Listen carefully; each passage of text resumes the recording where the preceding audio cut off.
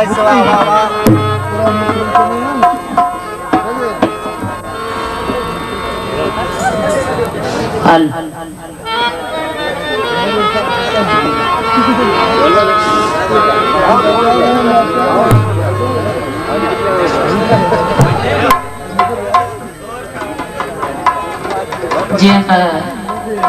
जलाल साहब की महफिल बुधी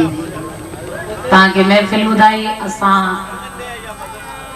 साईं सुजा मोहम्मद शाह जी करे आया है साईं असा के दावत दिनी हालांकि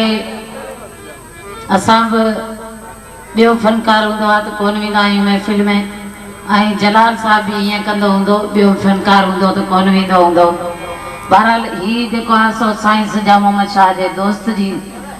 पुट जी सुनो